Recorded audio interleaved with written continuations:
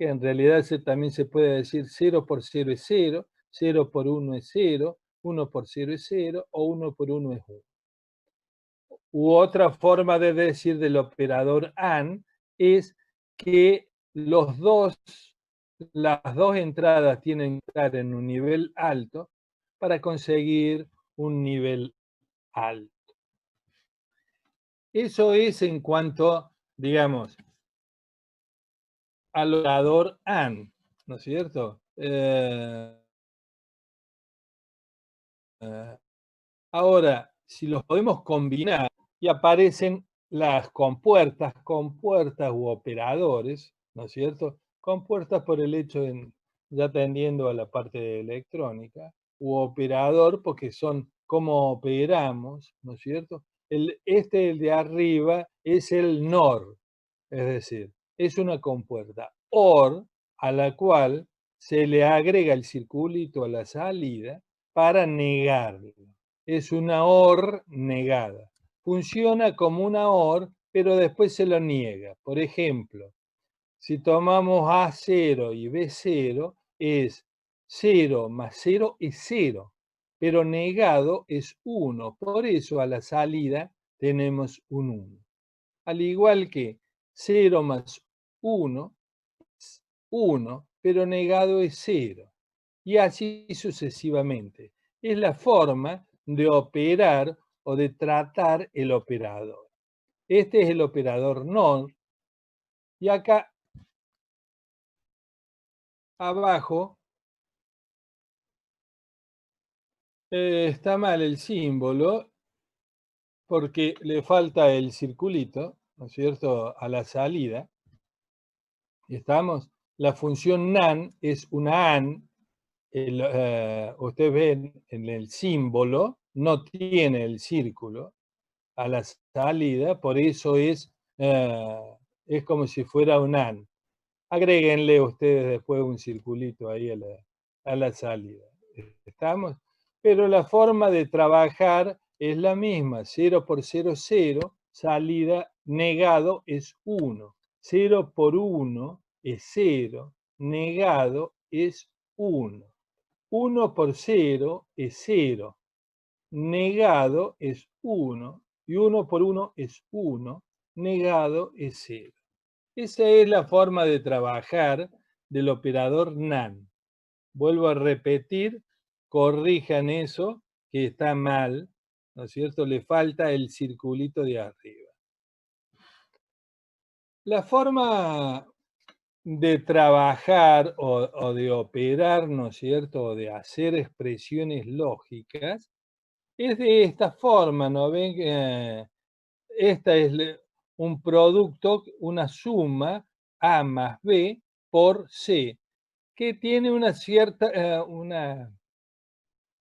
digamos, todas las definiciones o propiedades que tenemos en el álgebra decimal, digamos, de la que nosotros usamos habitualmente, suceden lo mismo acá. Acá la propiedad distributiva, ¿no es cierto? Sucede lo mismo que en el decimal. A más B, entre paréntesis, por C, es lo mismo que A por C más B por C, digamos. Y esto es con respecto al producto, y con respecto a la suma sucede lo mismo. Son las distintas propiedades que tenemos en los operadores. Son las operaciones y las definiciones de esa operación. Como nosotros en aritmética o en matemática con números decimales, definimos el producto, la suma, definimos toda una serie de operaciones y definimos una serie de propiedades. Acá exactamente lo mismo. En el álgebra de Boole se tiene que definir una serie de operaciones, ¿no es cierto?, con sus propiedades. ¿Estamos? Por eso son todas estas las propiedades de el álgebra de Boole. La distributiva, la ley de absorción, ¿no es cierto?, es otra propiedad. Si usted es la propiedad número 2, si la ven, ley de absorción dice A factor de A más B es A. ¿Estamos? Porque siempre va a ser el valor de A. La forma de comprobar estas operaciones, ¿no es cierto?, es a través siempre de una tabla de verdad. Digamos, la forma de demostrar, ¿no es cierto? Y una cosa que me olvidaba o que hay que tenerla presente, en la tabla de verdad se tiene que manifestar todas las posibilidades que podemos tener. Por ejemplo, cuando nosotros tenemos dos variables, ¿no es cierto?, A y B, las posibilidades que tenemos de combinarlo son 4. Es decir, que A sea 0 y B sea 0, que A sea 0, B 1, que A sea 1, B 0 y que A sea 1 y B sea 1. No hay otra opción. De acuerdo a la cantidad, eso es matemático, digamos. Si hay dos variables, es 2 a la 1, ¿no es cierto? Siempre es 2, la base 2, a la potencia, que son las cantidades de variables. Si hay una sola variable, 2 a la 1 es 2, porque yo cuando tengo una sola variable, hay dos posibilidades solamente, que A sea 0 o que A sea 1. No hay otra opción. Cuando tengo dos variables, es 2 al cuadrado, que es 4. Por eso en este caso tengo 4 posibilidades. Si tuviese 3 variables, la cantidad de o posibilidades de variaciones o de combinaciones son 2 a la 3, es decir, 8. Y así sucesivamente. Si tengo 4 variables, es 2 a la 4, que es 16. Por eso, digamos, varían las combinaciones, siempre potencia de 2. 2, 4, 8, 16, 32. Esa es la forma de poder hacer las tablas de verdad con las variaciones. La ley de expansión y los distintos teoremas de Morgan, ¿no es cierto? Hay ustedes lo pueden ver, ¿no es cierto? La forma de indicar, por ejemplo, en el primer teorema de Morgan, dice A más B, la rayita arriba significa negado, ¿no es cierto? Entonces tienen A más B, todo negado, es igual a A negado por B negado. Ese es una definición o un teorema de Morgan que define las características en el álgebra de Boole. O el teorema A por B negado es igual a A negado más B negado. La forma de entenderlo, por ejemplo, en el segundo es A por B negado, es cuando yo niego con la barrita esa que está arriba, yo es igual, cambio la operación interna por el opuesto. Si antes era producto, ahora es una suma, y los operadores los niego. Por eso A por B negado es igual a A negado más B negado. Lo Paso pueden una ver, ¿no es consulta. cierto? Ahí en el Sí. primer teorema que dice A más B negado, digamos, eso sería en las entradas poner A en las entradas A y B, digamos yo, la salida negada, No, eso es A más B digamos, negado.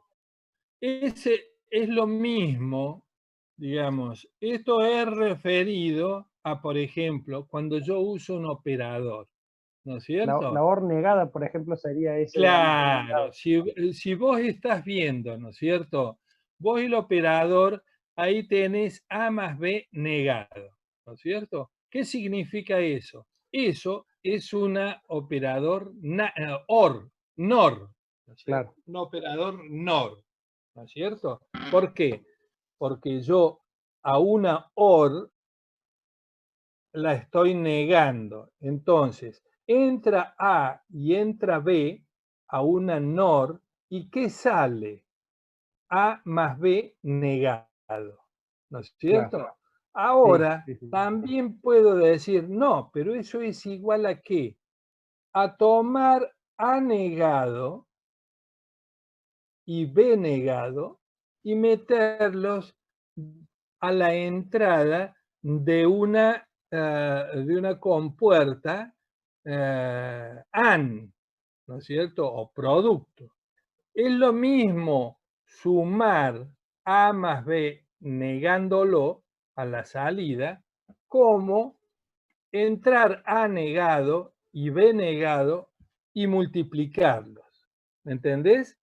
Sí, sí, sí, se entiende. Es la forma de operar, ¿no es cierto? Al igual que ustedes pueden ver, hay una serie de operaciones, ya después en el práctico van a hacer algunos prácticos, ¿no es cierto? Pero es la forma de trabajar, digamos, con esto ¿qué es el álgebra de Boole, ¿no es cierto? Todos estos teoremas.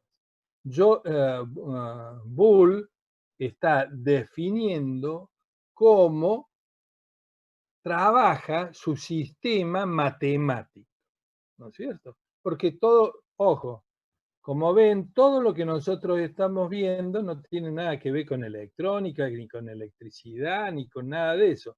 Es todo matemático, ¿me entienden? Otra de las funciones es hora exclusiva, que ahí está el símbolo. ¿Y cómo funciona?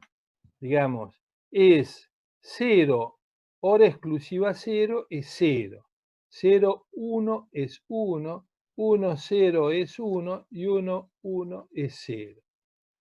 Otra forma de explicar la hora exclusiva es que cuando las dos entradas son iguales, la salida es 0.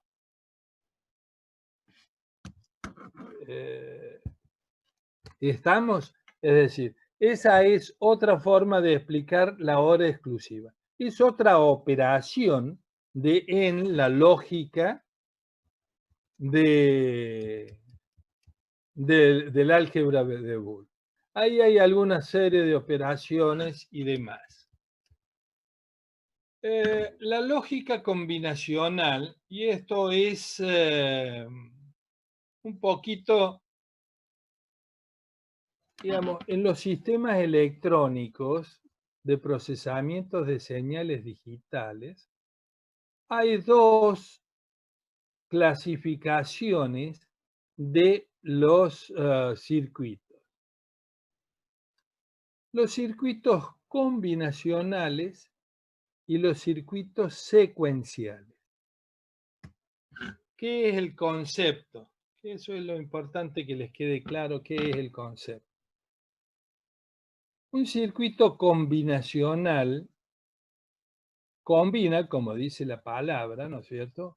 O toma las entradas y determina una salida de acuerdo a las entradas. Una salida o varias salidas. ¿Cuál sería el ejemplo más común? ¿No es cierto? Una alarma. Si ustedes piensan en una alarma de una casa, es un circuito combinacional. ¿Por qué? Porque toma todas las entradas de los sensores que tienen, por ejemplo, en las ventanas y en las puertas, y entonces, mientras que no hay problema o no hay información o ninguna puerta o ventana se abre, la salida es 0, la salida es que no hay alarma. Cuando hay una salida, cuando una o varias de las entradas, es decir, de las ventanas y puertas, salta, digamos. Entonces, un circuito combinacional es aquel en el cual combina o se fija, digamos, en las entradas Y de acuerdo al nivel de las entradas, si están en 0 o 1, tenemos la salida. Eso es circuito combinacional. En el circuito secuencial, ¿no es cierto? En los circuitos secuenciales sucede lo mismo que en el combinacional. Digamos, si ustedes lo toman como una caja negra, ¿no es cierto? Tenemos una serie de entradas y una o varias salidas. La salida depende de las entradas, ¿no es cierto? Pero además depende del tiempo pasado, de cómo fue la salida en un tiempo pasado. Es como si hubiese una realimentación de la salida hacia las entradas. Por eso se llama secuencial, porque respeta una secuencia, respeta un tiempo. Digamos, en el tiempo, por ejemplo, el t y el tiempo t más 1. La salida en el tiempo t más 1, ¿no? Es decir, va a depender de la combinación de las entradas, además del tiempo t, del tiempo anterior. ¿Me entendieron? Lo más probable es que con un ejemplo sea lo más fácil de entender. Los sistemas secuenciales, el ejemplo típico es un contador de pulsos. Imagínense una caja negra, ¿no es cierto?, que tiene una entrada y una salida. Si viene un pulso, cuenta un pulso, y a la salida va a decir 1. Ahora, después viene otro pulso. La salida tiene que ser 2, digamos. Pero el segundo pulso vale 2 porque antes hubo un 1. ¿Entienden?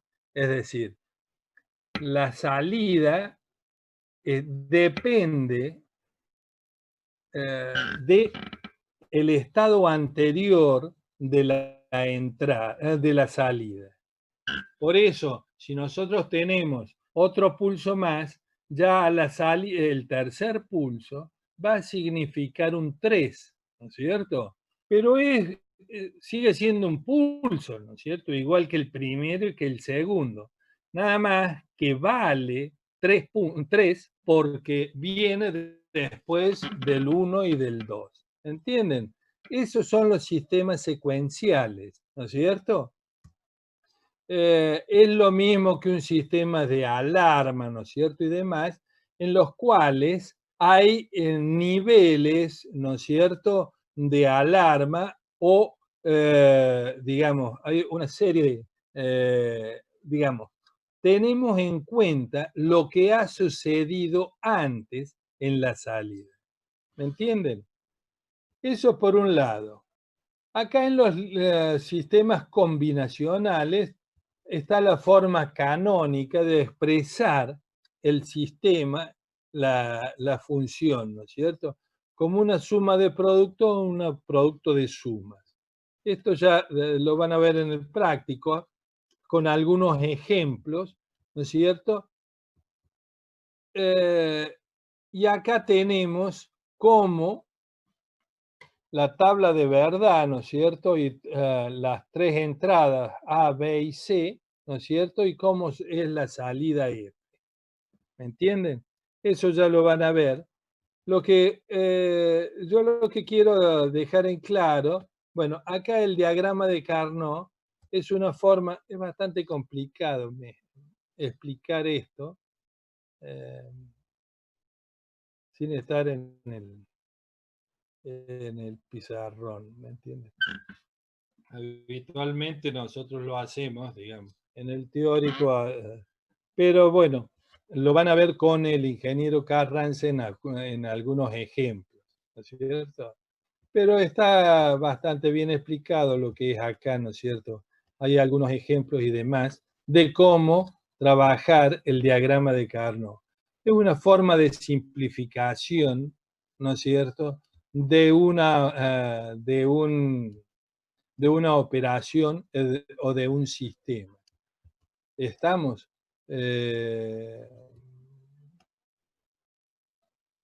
Acá hay un ejemplo práctico de generadores, de 3 generadores. Por ejemplo, esta es la tabla de verdad de un ejemplo. El ejercicio consiste en, tenemos una salida, esa salida tiene que ser 1, si están funcionando, por ejemplo, como mínimo 2 generadores, ¿no es cierto? Cuando funciona uno solo o ninguno, la salida, que es la que maneja un seccionador, por ejemplo, tiene que estar en 0. Es decir, es la forma que voy a alimentar una carga siempre y cuando tenga 2 o más generadores funcionando al mismo tiempo. Todo esto que lo he dicho verbalmente, ¿no es cierto?, la explicación del problema en forma verbal, está explicado el mismo problema en la tabla de verdad. Tenemos G1, G2 y G3, que son los generadores. Y esa es la salida, el que maneja el seccionador. Ponemos las posibilidades que tenemos de variar. Las variaciones son 2 al cubo, ¿no es cierto? Como dijimos recién, porque son 3 variables. 2 a la 3 es 8. Entonces cambia 0, 0, 0, 0, 0, 1, 0, 1, 0, 0, 1, 1, 1, 0, 0, 1, 0, 1, 1, 1, 0 y 1, 1, 1. Después ponemos un 1 a la salida cuando